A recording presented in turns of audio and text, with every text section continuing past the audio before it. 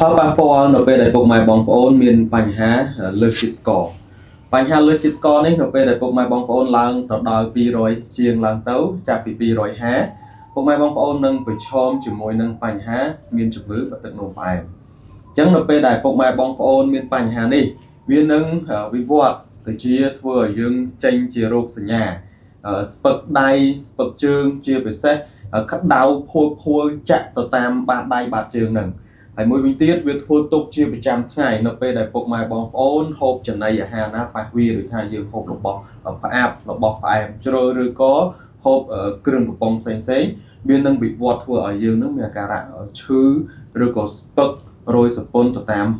ដៃជើងយើងនឹងអញ្ចឹងសម្រាប់ពុកម៉ែបងប្អូនដែលមានបញ្ហានេះគួរតែមានការប្រុងប្រយ័ត្នឲ្យបានខ្ពស់ជាពិសេសត្រូវតែមានវិធានការក្នុងការការពារខ្លួនទៅឆែកសុខភាពជាប្រចាំ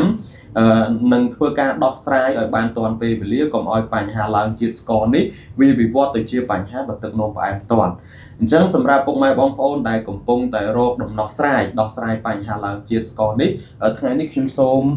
ណែនាំអំពីផលិតផល VHOPE ដែលវាមានសមត្ថភាពក្នុងការដោះស្រាយបញ្ហាឈឺចុកចាប់ពេញរាងកាយជាពិសេសបញ្ហាឡើងជាតិស្ករបញ្ហាក្តៅកាហាយទៅតាមបាតដៃបាតជើងចុករោយសពុនទៅតាមប្រអប់ដៃប្រអប់ជើងចាក់ញយហ្នឹងពុកម៉ែបងប្អូនអាចជ្រើសរើសជាមួយនឹង VHOPE ក្នុងការដោះស្រាយបញ្ហាសុខភាពបាទខ្ញុំបាទប៊ូនច័ន្ទសូមអរគុណសូមគោរពលា